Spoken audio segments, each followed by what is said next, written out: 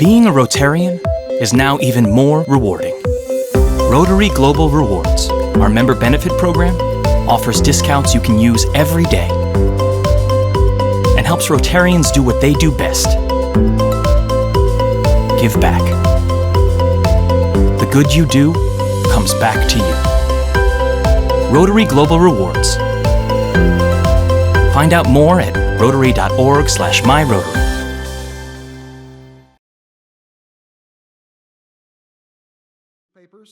Mowing yards and sweeping floors at the local grocery store during the summers and on Saturdays. The family returned to Tulsa when he was age 15. Coming from a town of 4,800 people to Central High School with 3,200 students, he said was one of the biggest culture shocks of his life. He continued on to the University of Oklahoma to study petroleum engineering, but having a good time took a front seat and he left after the first year. A lesson learned. He transferred to the University of Tulsa and focused on his studies and working part-time, and in 1957, he graduated with a BS from TU. The second culture shock in Ray's life was meeting his future wife, Janda LaPlante, at TU in 1956, and in September 1957, they were married. Ray followed his father into the oil field business and packed his bags and new wife and moved to Farmington, New Mexico to work for Bovard Supply, which was one of the largest independent supply companies in the U.S. He moved up the ladder in management, and 10 years later, he returned to Tulsa with his wife and his title, Vice President of Operations for Bovard. Ray remained a loyal employee to Bovard for 31 years until he retired in 1987 and started his own business, BHC Pipe and Equipment. Ray and Janda were married for nearly 55 years until her death in April 2012. They raised 3 children, had 8 grandchildren, and way too many dogs to count. In addition to his wife, Ray was also preceded in death by his parents and his brother, Robert K. Batchelor. Beyond his family life and work, Ray was an active member of the community. Besides being a member of our club, supporting the IBA Awards and Celia Clinton, he was a member of Kirk of the Hills Church, the TU Golden Hurricane Club, and Sigma Chi fraternity. He also served on several boards, including the YMCA of Tulsa, where he received the prestigious Ed Lacey Award in 2011.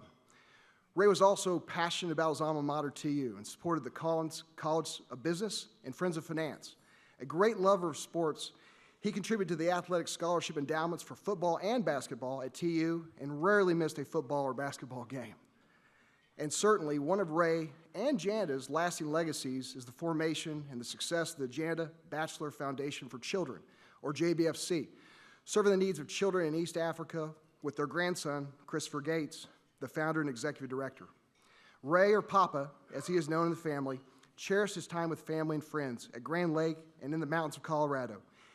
He leaves behind his daughter, Corinne Gates, her sons, Christopher and Nicholas, her grandsons, Saleh, Jonas, Danny, and Paul, his daughter, Margaret Paul, her husband, Andy, and their children, Alex, Taylor, Jack, and Caroline, and his son, Trey Batchelor, his wife, Garrett, and their children, Blake and Jackman, and his devoted friend, Nancy Daniel.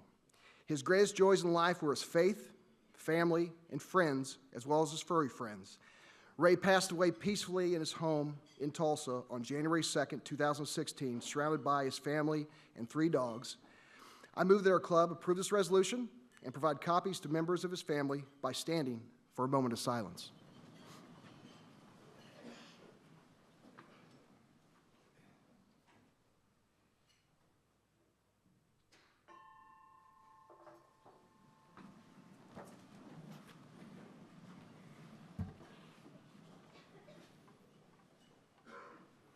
Thank you, Jake. That was great.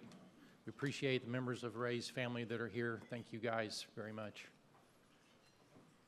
All right, as we usually do in our programs, let's spend a moment talking about what the future, at least the near future, holds for the club.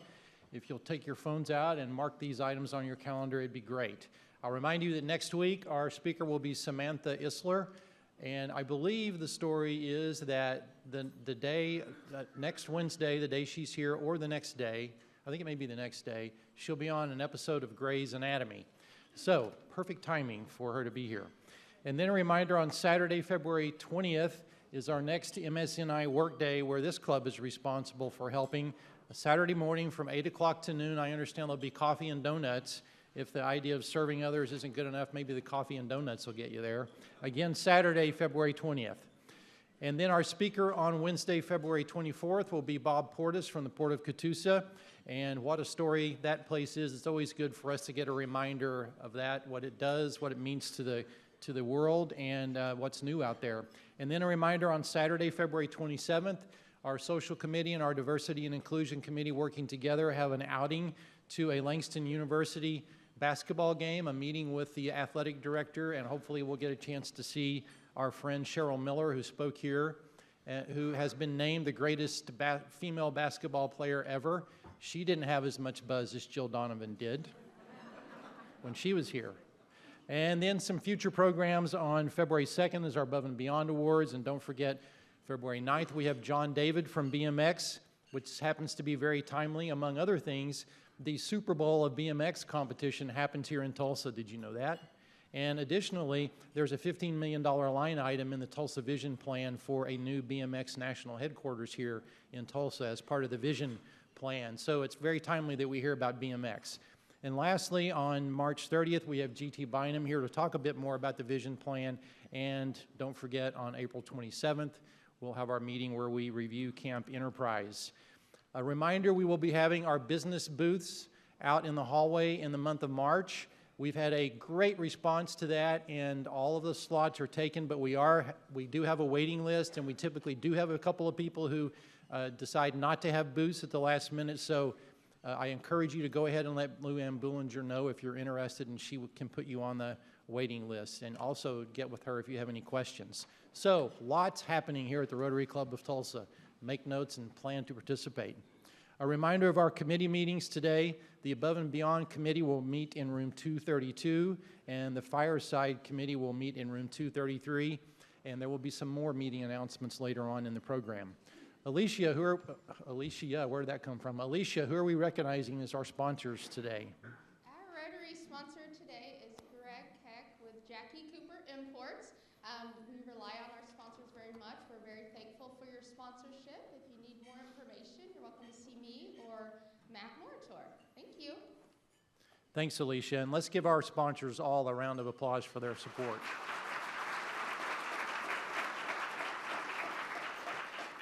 So today we have the privilege of introducing you to a new member of our club. I'm pleased to have John Dale join me here at the podium, and I get the privilege of introducing him as our newest member. I may be breaking protocol doing this, John, but I decided to do.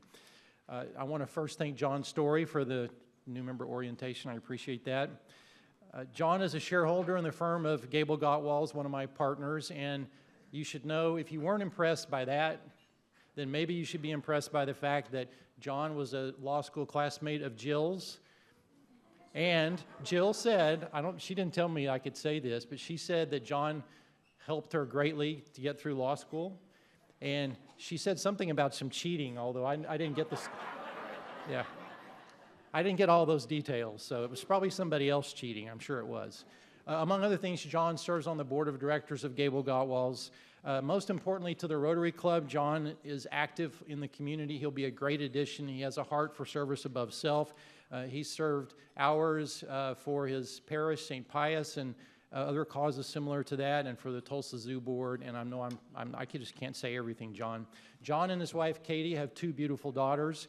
And in his spare time, among other things, John is a pretty handy golfer. So if you need somebody for your golf team, you might consider John.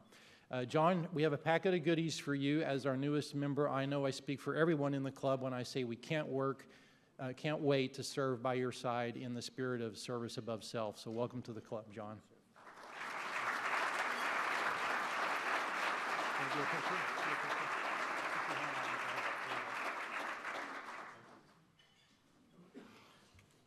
All right, a few announcements of things happening, more things happening, an update on our strategic plan.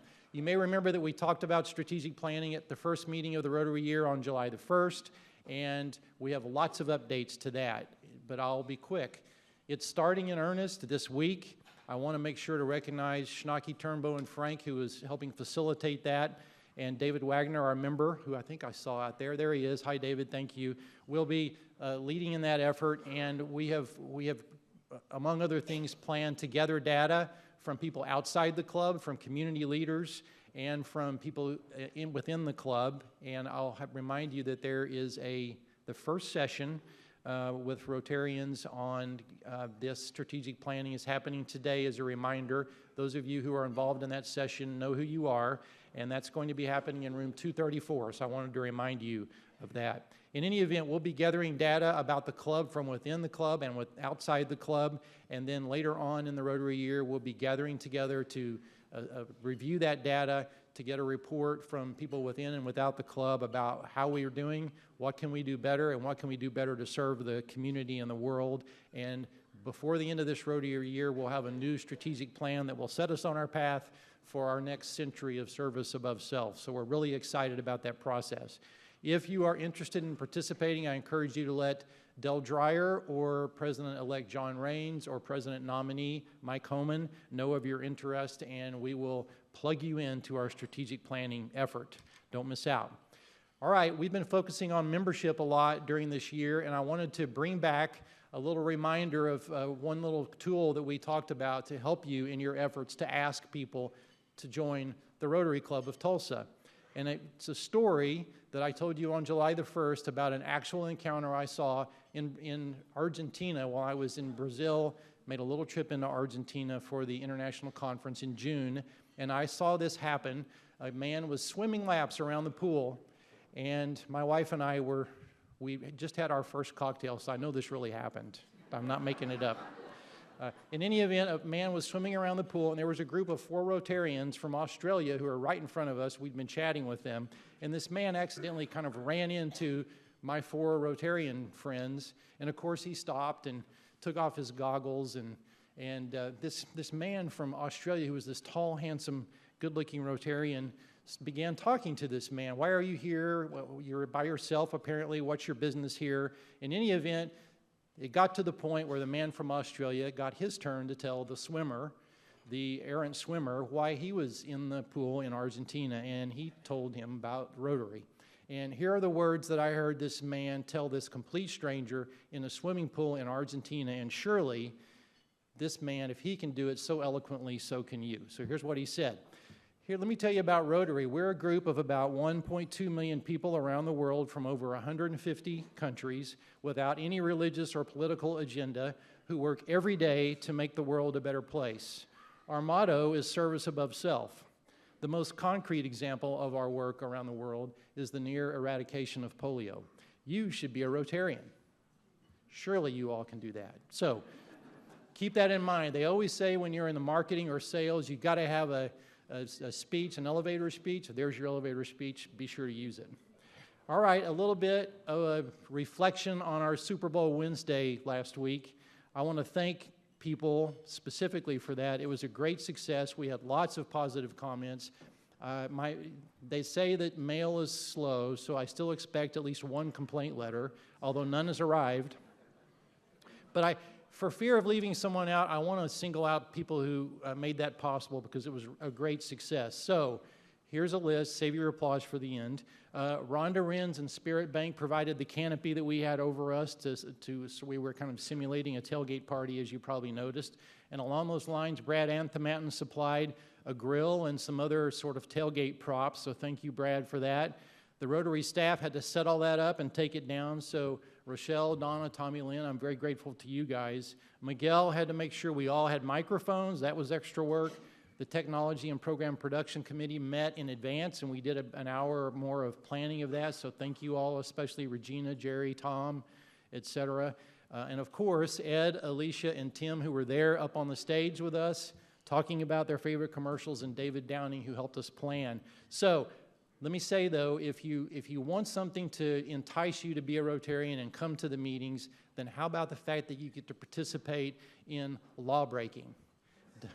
Because when we tried to put up our YouTube video of the program, the police took it down and said there was a little too much copyrighted content in our program for us to post it on YouTube.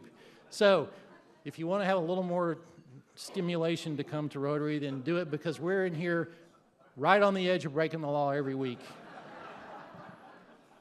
Speaking of breaking the law, one of the commercials that was most popular based on people who came up was the one that we call the Born to Create drama commercial. I couldn't let the commercials go, so I have another one for you.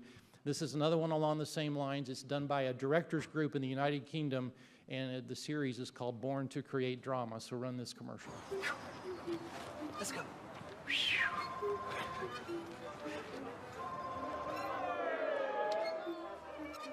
go, Mom. No, I've planned with her. I'm sorry, but that's the deal.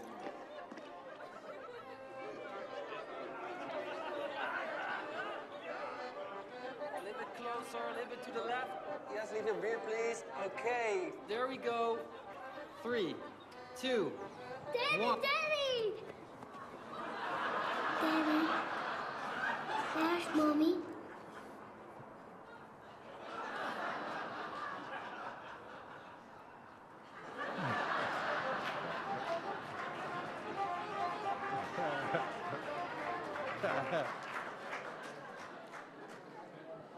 So you have to come next week because there's a third one of those. It's the best one of all, and we'll have that next week. All right, on a more serious note, there are get well cards on the tables for Jan Lobb, who had a brief hospital stay last week. You may remember she was a longtime Rotarian. She left the club for a while, and now she's back. So be sure to make note of that and say something nice on the card. And then there are also get well cards on your tables for Dick Cantrell, who's been away from Rotary for a while with some medical issues.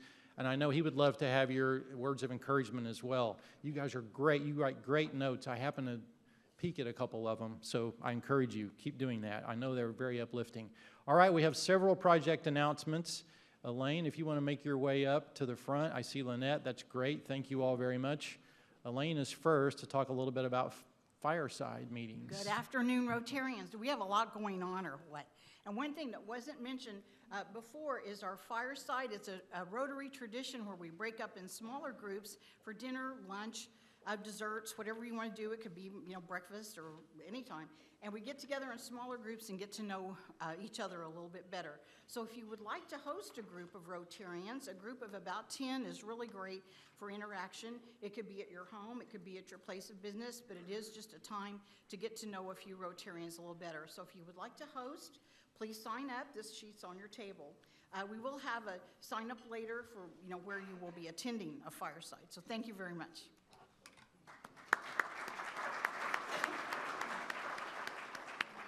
All right, now Stephanie Cameron has some words and I think a video too, right? Yes, I do. Great.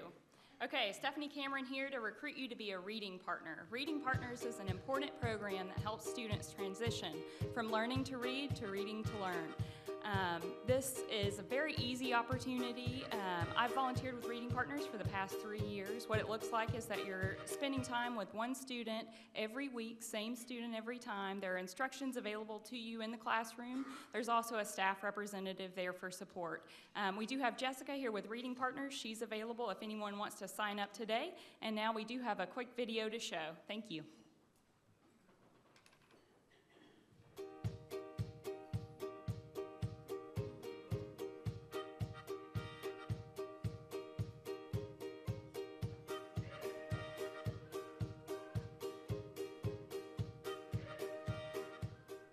Well, because the Downtown Rotary Club sponsors Celia Clinton, and they requested help.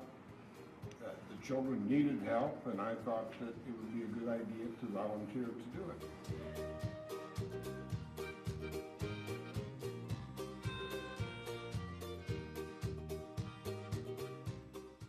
I get a feeling of accomplishment when I know that these children are getting help that the state isn't providing.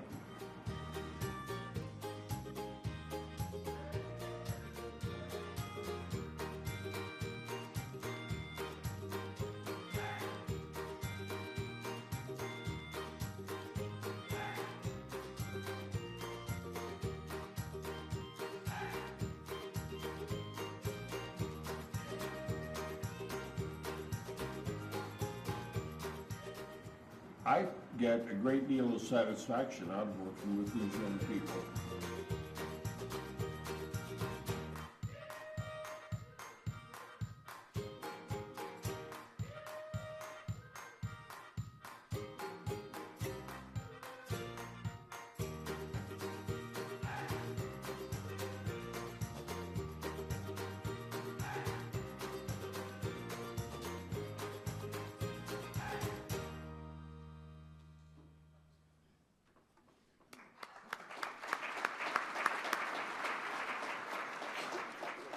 For our next announcement, you all may remember that we just started the new Rotary Club of Tulsa website. Here's a little video for more on how to make the website useful for you. Good afternoon, fellow Rotarians. This is Drew Martins coming from down south with your Rotary website tip of the week. Did you know the new website supports forms? Well, they do. Let's take a look on how they work.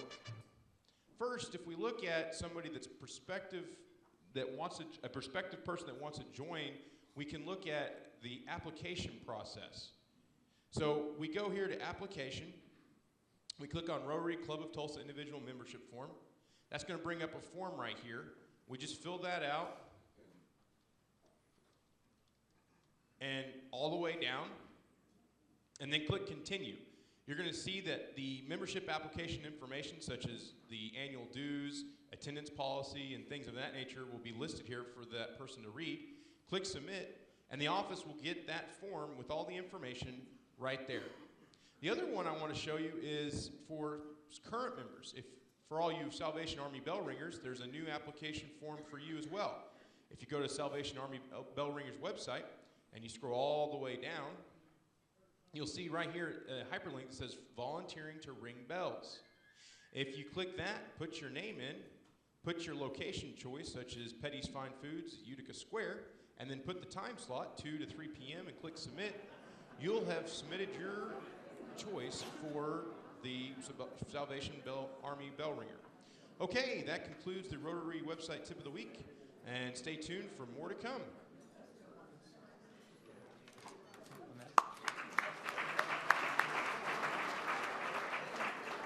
All right, Lynette, tell us a bit about Camp Enterprise. Fellow Rotarians and honored guest, in 1970, my counselor's name at camp was Frog Sullivan. My father learned about the camp much like a group that we have right now. That is a memory that I'll have for the rest of my life, and I'm here telling you in 2016 about that memory. If you would take some action now, pull out these forms that you have on your table. Go ahead, get them out. And put down a memory maker.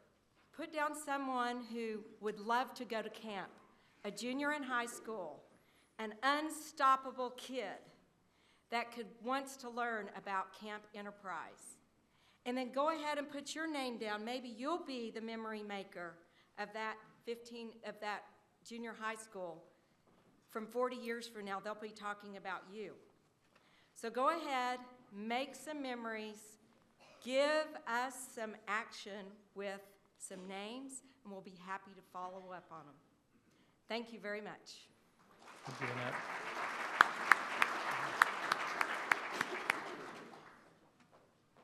Thanks, I'll introduce Alicia. myself, Alicia. Good afternoon. I got the hurry up from him. Okay, real quick. We have, sorry, I don't have my clicker. If you guys don't know John Rothrock from Yale Cleaner, there is a best dressed fine. It's $250.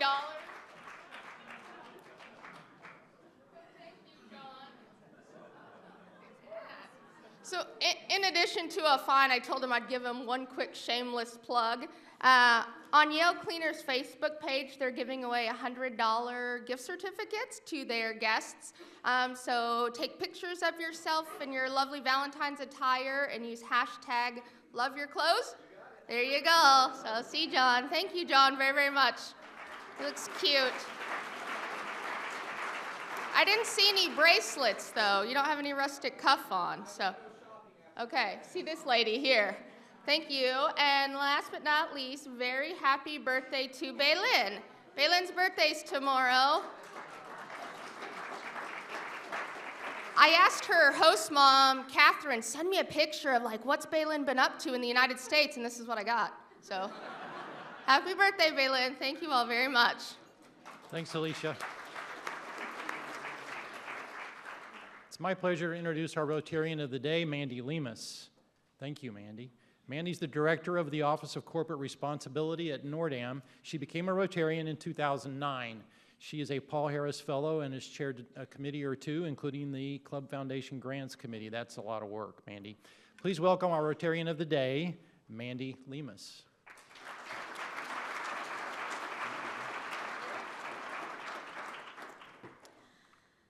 Okay, I have to ask because I'm just curious.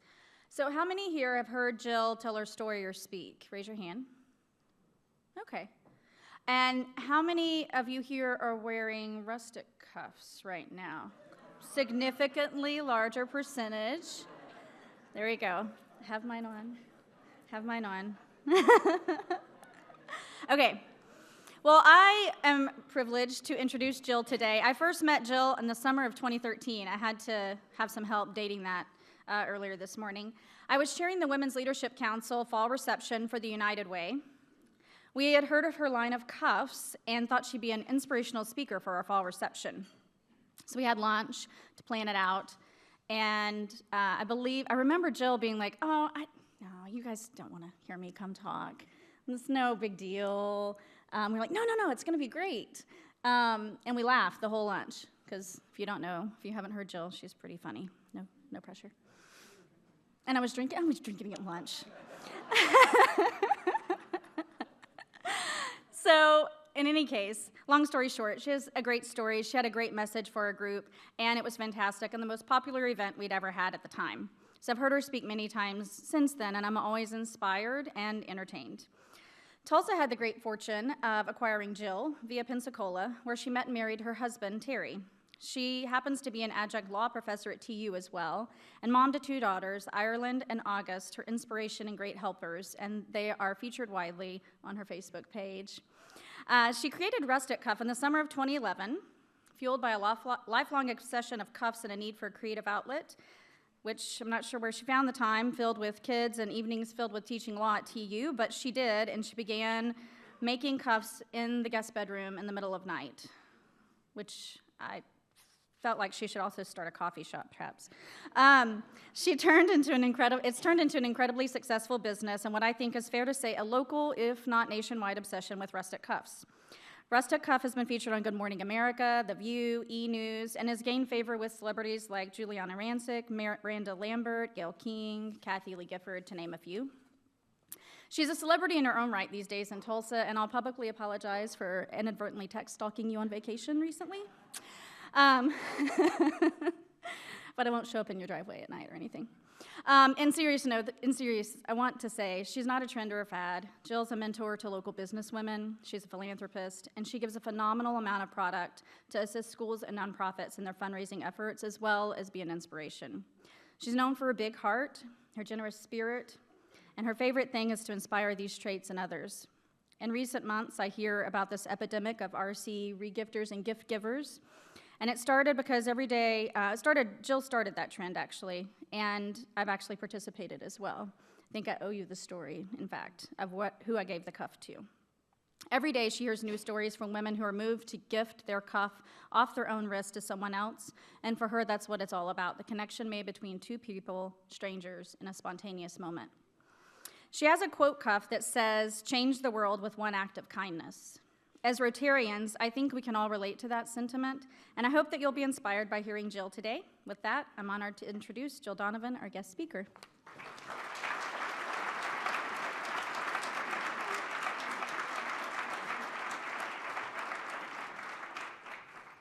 Thank you, Mandy and Jeff and Karen Keith for inviting us. Where are you, Karen?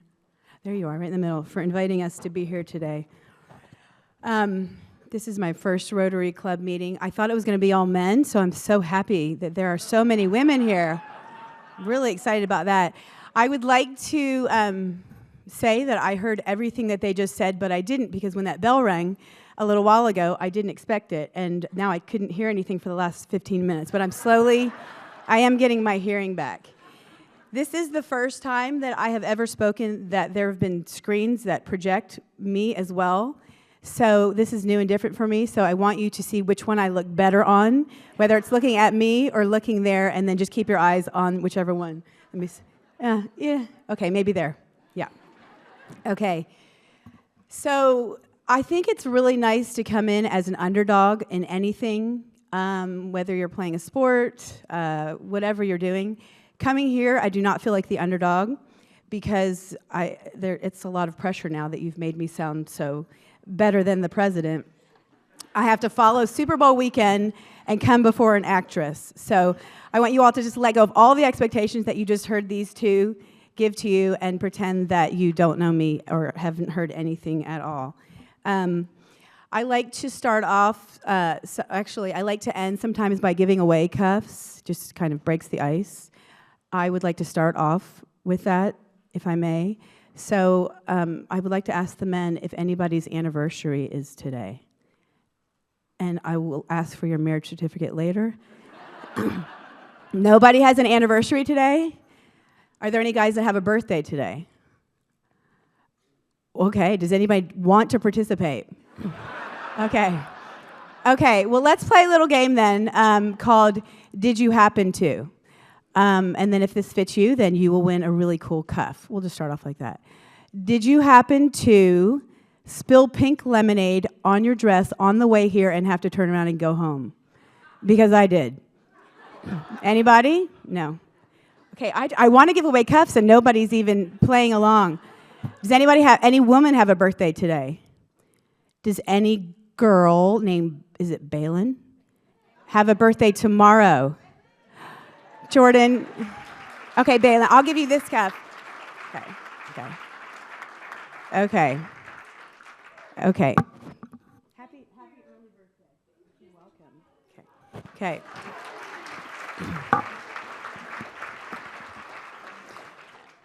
Okay. How many women are here with their husbands that, okay. So for those of, okay, you can put your hands down. I see you all. For those of you who have heard this story before, I just want you to wipe that out of your brain and forget all the facts that you heard, because sometimes the facts change each time. But the facts that change are really insignificant facts. Like I had a red shirt on, and the first time you heard the story, and the next time I have a blue shirt, and that really is not what matters. I'm going to start off just by telling the story because I don't want this to be like the Oscars where I get dinged at 1 o'clock. And so I'm going to try to just fit it in there. But Mandy said this is not the Oscars, and if I go a little bit over, it's okay. I like to start the story off with an analogy. My husband says not to use this analogy because I'm comparing myself to a biblical character, and I'm going to because he's not here, and I feel like what happens in Rotary Club of Tulsa stays here. And so if I hear if I hear anybody tell on me, then we're going to have to figure out who the bad seed is. But the analogy that I like to use to start the story is that I feel some days like Noah, and he had 4 letters in his name as well. And so that's the first comparison. But I feel some days that I was minding my own business, and God came along with a bag of nails and a hammer and 2 planks and said, I know you don't like to build. I know that you were never even allowed to have pets when you were growing up. But 2 by 2, I'm going to bring the animals, and you're going to build something, and I'm not going to show you what you're going to build. I just want to give you 1 plank every day to add to what you already have. And I didn't ask for this. I really was minding my own business. But for whatever reason, God, this is where he put me, and so I am running with it. That is my analogy. I don't know why my husband doesn't like it, because it's not that bad of an analogy. I actually like that analogy. So my story goes a little bit like this. I was in law school with John, and I probably got through law school because of John. Even though you did cheat, sometimes I saw it, and I hope you don't get in trouble for that. But I never really wanted to be an attorney. I just liked saying I was an attorney. And it was just fun when people would say, what do you do? I would say, I'm an attorney. It just sounded good, but I didn't really enjoy the practice of practicing law. I hope I don't need a job someday and come to you, because that was... So I went on to be a law professor, because it's what you do. And I did that for 8 years, and somewhere in between being an attorney and a law professor, I had this desire, this is completely random, but I had this desire to go to the Oprah Winfrey Show. Because I knew that if Oprah met me, that would save me from being an attorney, and I would be her co-host for life. I knew it, I felt it, And so I had watched Oprah for years and years, and I knew she was going to retire soon, and I wanted to get to the show before she retired. I just wanted to sit in the audience. And I tried every day, literally every day. I had her on a speed dial, and then I would redial, and I never got through. The one time, years later, that I got through, I was so excited. I felt like I'd won the lottery, and they said, sorry, we're booked for the rest of the summer. Call back in the fall. And it was so discouraged, but I was not going to give up on this dream of going to the Oprah show. And so I remember being in my office. I did divorce law, and so to any of you that I helped get a divorce, I'm sorry, because you got the bad end of that. And you probably are owed a lot of money if I was your attorney. So I apologize. Did I help anybody in here? Was I ever anybody's attorney in here? Okay, good. I was a fun attorney. We had a great time together, but there's probably a lot of things that didn't go right. So I remember I was helping a client, and my client left, and I sat there and I thought, I am going to figure this Oprah thing out. And so I sat at my desk and I thought, there's got to be a back door, some other way to get to the show. And so I typed oprahwinfrey.com or oprahshow.com, and up came on this screen, really bold and sort of flashing, it said, be on the show. And I thought, be on the show?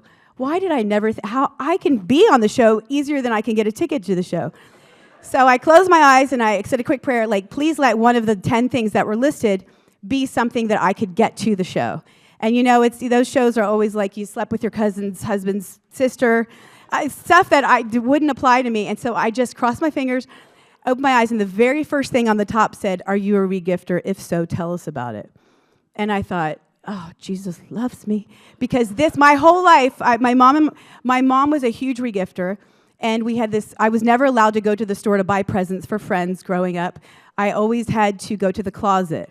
So I'm like the only 6, 7, 8-year-old that's giving my friends doilies or candles for their birthday. Most kids got to go to Target and buy Shopkins for their friends, age-appropriate things. And I'm buying things for like 45-year-old women give each other. And my mom didn't care because we saved money, and that was that. And when you save money, she didn't care. And so my whole life, I did that. And I said, whenever I get out on my own, I will never have a closet like this. I will always go to the store so my friends get new stuff with tags hanging off of it and a receipt that has my name on there. So I went to college, and what do you do when you grow up? All the things you said you'd never do, yep, you do. And couldn't wait to get my own gift closet. That's what I did. I couldn't wait to get presents because I put them right in this gift closet. I had the most amazing gift closet. And over the course of the next few years, while with this gift closet, I got myself into a lot of trouble. I got married, and I remember my mother-in-law gave me a beautiful gift, hoping that I would be the Martha Stewart that she wanted me to be. It was a sewing kit. It was all in one, everything. It was like a package. Here's how to be the best. Anyhow, when I have a terrible memory, except to pass the bar, which I did first time. And so when it was her birthday the next year, I went to my gift closet. I go, what can I give Mom? Which is what she wanted me to call her. And what can I give Mom? And I'm like, oh yes, I could not remember who gave it to me or why. Wrapped it up, gave it back to her. I was so proud of myself because I knew she'd love it. It was something that my mother-in-law would love. And when she opened it up, she didn't have any expression on her face. And I thought she should be crying tears of joy, and she wasn't. And she didn't even blink. And I thought, what is wrong? And I got up, went in the bathroom, and looked at myself in the mirror. I'm like, what in the world did you just do, Jill? And I know what I did because I just forgot, and I had to go back and apologize. And that was one of many things that I did on regifting, getting caught, and I didn't stop. So it was an obsession to regift, and I wouldn't stop. So I had very funny stories. The very first thing said, tell us about your stories. And I thought, this is perfect. And I sat down and I wrote, Dear Oprah, and I wrote 3 paragraphs, 3 stories. I do look better on there. I can tell y'all are all looking on that screen. You can see. I wrote 3 great stories. Within 2 hours, my phone rings. I hadn't even left my office, and my secretary said, it's Maria from the Oprah show. And I knew that I wasn't being punked because I hadn't even left to tell anybody that I had sent Oprah the letter. And Maria gets on the phone. She said, we loved your letter. We loved it so much that we want to fly a producer out tomorrow to film your gift closet. And I thought, this is so perfect because this is even bigger than being the audience. I get a segment about me. Now I know my law career is over and my co-hosting is about to begin. So I went to Utica Square because my gift closet wasn't all that. In my head it was, and I bought so many things from Utica Square, which I then I took back the next day, and I don't know if any of you had a store in Utica Square a few years ago, and if you did, I'm sorry. But I love your stuff. I just probably couldn't afford it then to keep it. So I filled the closet up with amazing things, and it was beautiful. I even bought a lot of things that had my monogram, J. I mean, it was the most amazing closet. The producer comes, they film it, and it was very funny, and I said I give about 75% of the gifts that I get, I give them away. And she calls me the next day, and she said, we loved the segment that you did so much. We want to fly you out here so you're in the front row for the show when it airs. And then I really knew I had hit the jackpot and wondered why I hadn't tried this 5 years ago. And can I have my water, Mandy? Or oh, it is. Okay, thank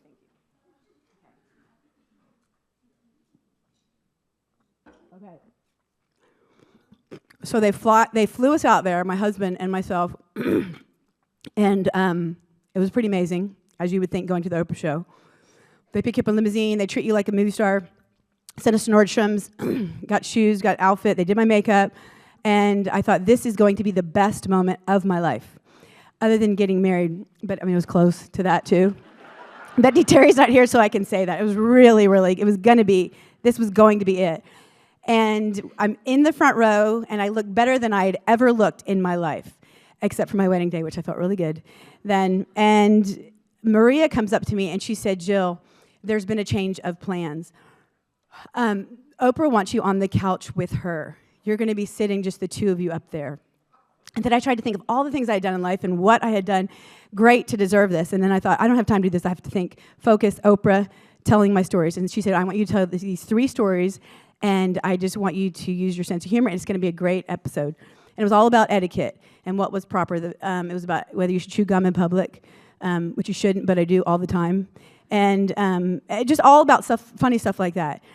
So I go sit on the couch, and Oprah looks at me, and she said, great shoes. And I was like, thank you, you bought them for me last night. Appreciate that. And I still have them to this day.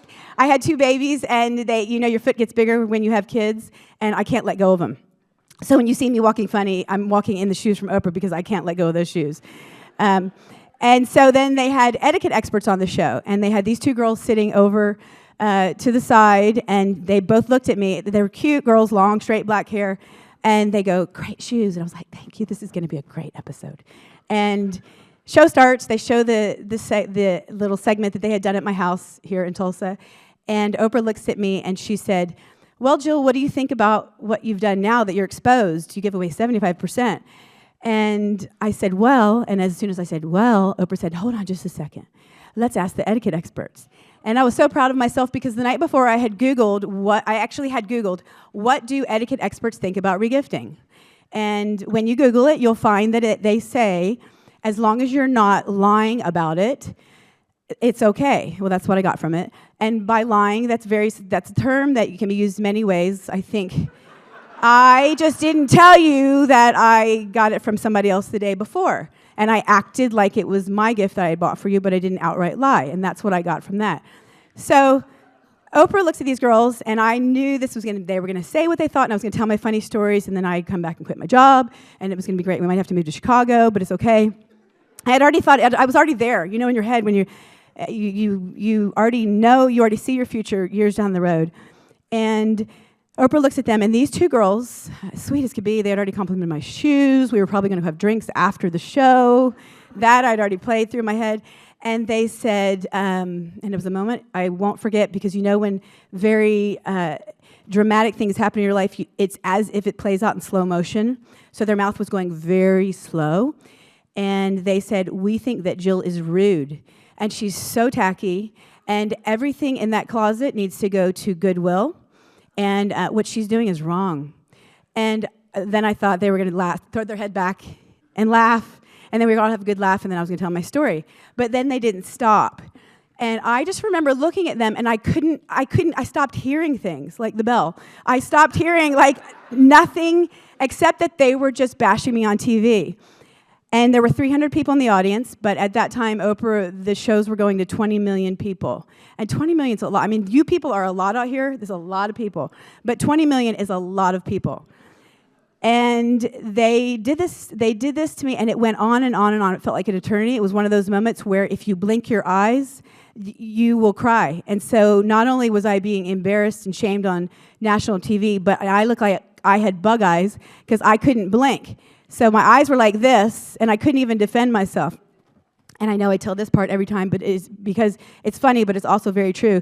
These two girls, as I was staring at them with my bug eyes like this, they had the worst unibrow. Both of them did. And they were from Canada, which is another thing, and I didn't Google Canadian rules, which I should have Googled Canadian rules, and I didn't. And then I looked at them, and I thought, I wanted to defend myself and say that you need to Google American rules because we shave this right here. We pluck this. And that is what my insides wanted to scream at them. And I let it I didn't. I thought it really, really, really loud, and I think they heard me because I thought it so loud. And this went on for what felt like an eternity, never told one single story. I don't even think they even realized that I even had a smidge of a personality. And the show ended, and Maria came up and she said, "I'm so sorry. We didn't realize they were going to do that." And I was like, "You're fired." And she's like, "Well, you don't have the authority to fire me." I'm like, "Well, you're fired anyhow." And so she said, "Well, it's gonna air, Jill. I'm so sorry." And I said, "No, it can't air." And she said, "It has to air." So 3 weeks later, that afternoon I went to Gino's Pizza in Chicago. Has anybody ever been to Gino's Pizza in Chicago? Yes. Will you give that girl a cup for clapping? Thank you. Okay. Yes, give her that one. Yes. For real. Yeah. Okay, you're welcome. Thank you for clapping. Now you're all going to clap every time I do something. Okay, yeah, okay. Everybody gets one. Okay. So I go to Gino's Pizza, and I'm sitting there crying with my husband, and I remember very clearly, I said, "Terry, I do not know why this happened. It was so big in my mind. It was going to be the best moment ever. And not only did it not happen, it happened, but it was devastating. I don't know why this happened, but I can tell you this, that someday I will know what purpose this will serve in my life," which sounds like such a very highly intelligent thing to say at the moment. And I just remember hearing myself say those words and thinking I should be saying, I hate them, but instead I said, this moment is going to serve a purpose at some point later in my life, and I will know why at some point. And I went back home, and I literally took black trash bags after I took the stuff back to Utica Square for all you store owners, and I emptied it all into the trash bags. I mean, everything. All my monogram stuff. Somebody got some great monogram. I mean, amazing gifts, and I gave it all away. And I had these shelves in my closet that sat empty for years. And Maria called me 3 weeks later, and she said, "Call all your friends because the show is airing. It's going to be great." And I'm like, I won't have any friends after the show airs because I look really stupid. And the show aired, and it was just as painful seeing it all over again than when I felt it. And 3 times that year, it aired to 20 million people each time. So when I say it was a bad year of 60 million people seeing me embarrassed and not being able to defend myself, it was a bad, bad year. But I knew someday it would have significance. Years later, I remember laying in bed, and when those closets were still empty, and I thought, you know what? Unibrow is not going to keep me down. I'm going to send them some tweezers, is what I thought. And I did. I got the best pair I could and sent it to them. And they just got returned, actually. But I remember getting up thinking, I've always had an obsession with cuffs. I used to work for American Airlines years ago. And every country or every place I would travel to, a cuff was the thing, I don't know why, that I would get from the place to give me the memory of where I had been. Some people get magnets, some people get shot glasses, and I got cuffs. And I remember laying in bed, it was 2 o'clock in the morning, and I was watching TV, and there was a girl making cuffs on there, and I thought, why can't I do that? And I'm like, by golly, I think I can. So I got up and I went and Googled, how do you make cuffs? So random, because then handcuffs came up, and I mean, all kind of cuffs came up. And I thought, do I want to do handcuffs? No, I'm going to go for the bracelet cuffs. And so I didn't tell anybody, but every night, I would sit and I would YouTube, and I would search for videos on everything I could get my hands on how to make cuffs. And I was so obsessed that there were days I forgot to feed my children. I really did, but I'd fed them a lot the weekend before, and it was totally fine. And I was so obsessed with this that I could not stop making cuffs and learning about cuffs. I don't know why. It was such a passion inside of me. So I would put my kids to bed at night at 9 or 10, and I would stay up every night till 4 in the morning, and then get them back up in the morning at 7 o'clock to go to school. And that was 4 years ago, and I don't think I have slept since then. I am almost positive I haven't slept since then, but I don't care, because you know when you fall in love, if you've ever fallen in love with somebody, like you're on the phone with them till 3 or 4 in the morning, and you don't care that you're not sleeping because you're so passionate about it. And this happened. I did this for 4 months. I didn't tell anybody. I sat on that floor. I ruined the carpet. I ruined the walls. I got leather. I dyed. I stamped. I did everything. I snapped, and I made my first cuff, and I gave it to a friend. No, did not want a business. Did not want employees at all. Never wanted a single employee. But I love you all. I do love you, my employees, very much. Oh, that's good. That's really good. We're going to go to something other than clapping for the next free cuff. And so I made a cuff for a girlfriend. She worked at Saks, and I gave it to her. Had her little daughter's name on it. And she called me the next week, and she said, "Jill, I have 22 girls that want to buy these cuffs. You have to put a price on them." And I said, "No, I'm done working. I just want to be. And she said, "Put a price on it." And I said, "Okay, $38. And that's sort of how I price now. I just go, what's good? We do paper, rock, scissors, and whoever wins gets to price it. Not really. I do price them better than that. And so I put a price on it. I sold 22 to these associates and customers at Saks, just on the side, if any Saks employee managers are here. And then I had a party. Somebody wanted to throw a party and sell cuffs. And I sold 200 that night, and I thought they either feel really sorry for me or they like cuffs. And little did I know, but they liked cuffs.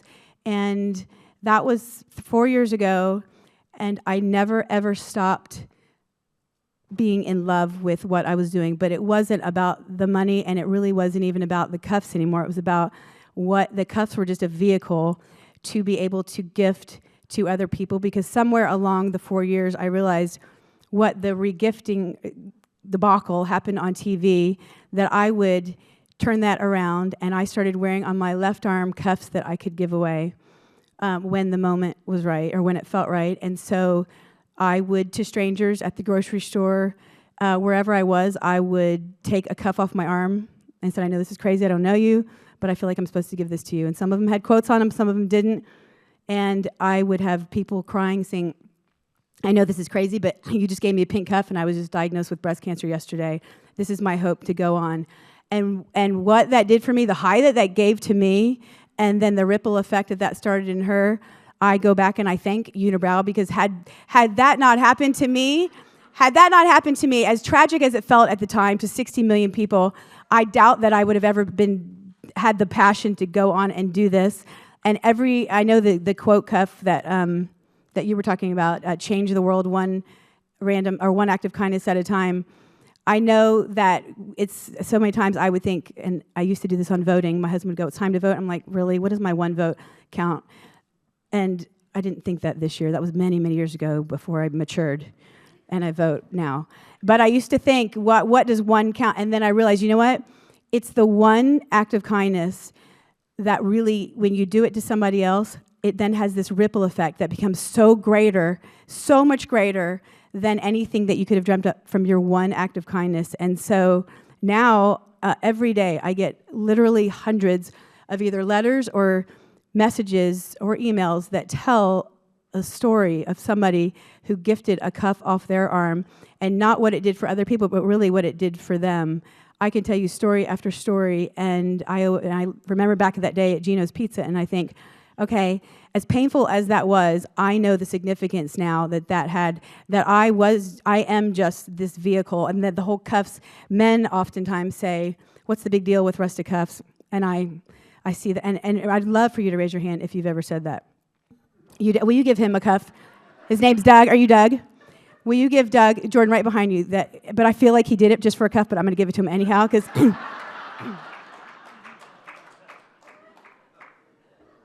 you did it for a cuff, didn't you? Yeah. Oh, your wife has that.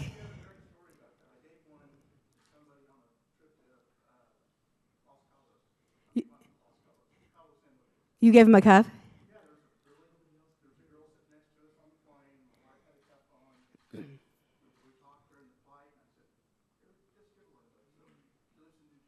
That's awesome. I love that. I love to hear that, especially from men, because one night, it was not that long ago, it was right before Christmas, and I was laying in bed, and somebody posted, it was a guy, and his name was Levi. Is there a Levi here? I was going to say, I'd give you a cup if you raise your hand, but you don't look like a Levi. If you did, I would have. His name was Levi, and he wrote this post just on his page, but somehow somebody saw it, and they posted it so I could see it, and it said, I don't get what the big deal is about Rustic Cuff. It's a fad. So it said, to the owner of Rustic Cuff, this year, I don't know what you've put in those cuffs, whether it's crack or what you've put in there, but I will not be standing in any line, to get my wife a cuff. And good luck with that, but this guy will not be doing that this year. And so at 3 a.m, I found this guy's Facebook page, and I wrote him as Lisa, which is a name I like to use when I don't like to use Jill. But now that I've told, the whole room that, I will have to change it to Jan or something else. I cannot believe I just said Lisa. I just gave myself away. So I said, Dear Levi, my name is Lisa, and I know the owner of Rustic Cuff, and I can see why you might say, what's the big deal about it? But she got wind of your email of your post, and she would like to invite you to Rustic Cuff to come to the back door where there is no line. And he writes back and basically said, well, what is in it? What's in it for me? But he said it in a much nicer way. If any of you know Levi, he's a great guy. He really is. And so Lisa and Levi corresponded for a couple days, and the next thing you know, like literally 3 days before Christmas, Levi shows up at the back door at Rustic Cuff, the new showroom out south, and Lisa, who looks a lot like me, super cute, short hair. Sometimes Lisa even wears glasses like this.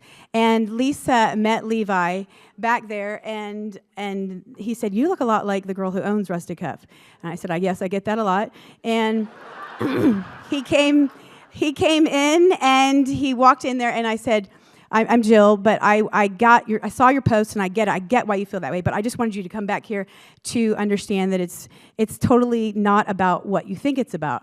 But would you like some crack while we're at it?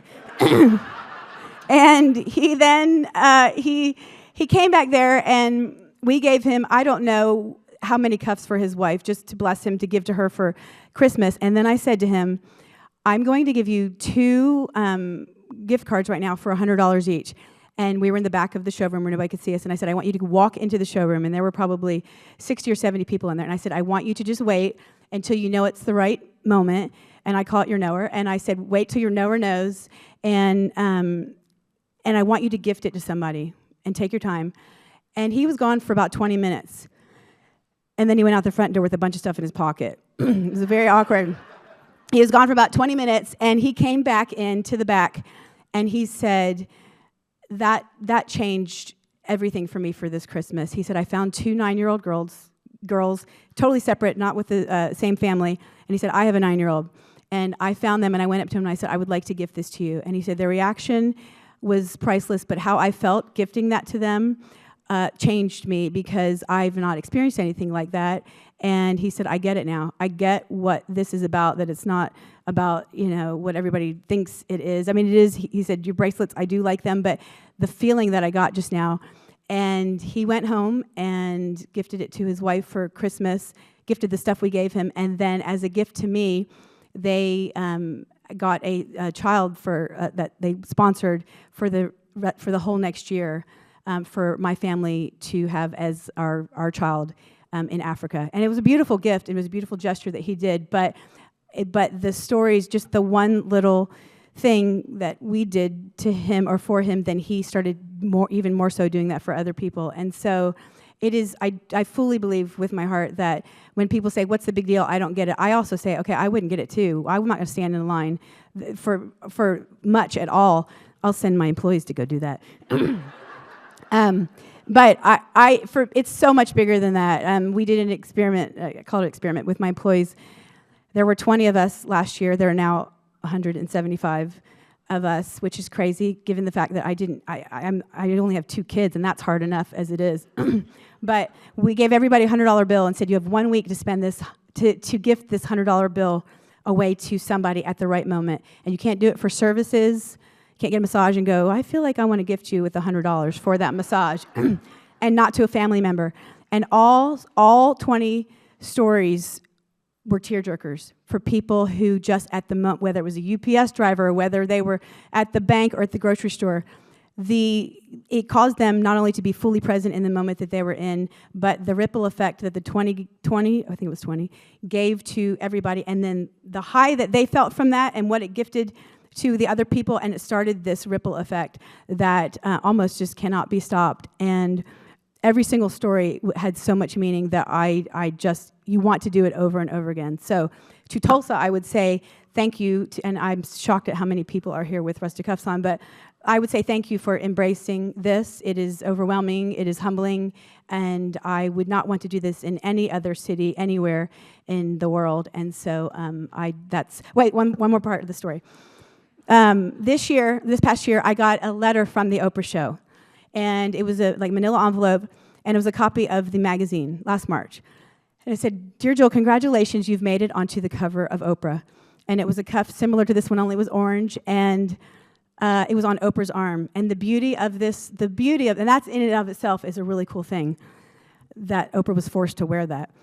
But and the beauty of this is that it was a cuff that I had gifted to Gail King, her best friend, and Gail had regifted it to Oprah. And so the full circle moment of seeing that nothing that I even tried to do, I didn't try to make that happen, but the sense of humor that God has, and that he chose me to be the person for this to happen through is something that I couldn't even dream in my biggest, wildest dreams. And so to see that full circle moment that Oprah is wearing a regifted cuff, she probably didn't even understand the irony, but if I ever meet her or Unibrow someday, I will tell them thank you. I will tell them thank you, and I will mean thank you with all of my heart, because I think without that, what felt like a tragedy at the time, I know tragedy, that's a relative term, but without what felt like tragic at the moment, without that happening, I don't think that this chapter in my life and in lives of everybody around me would have happened but for that. So I say thank you to them, and I say thank you to you for having me here today.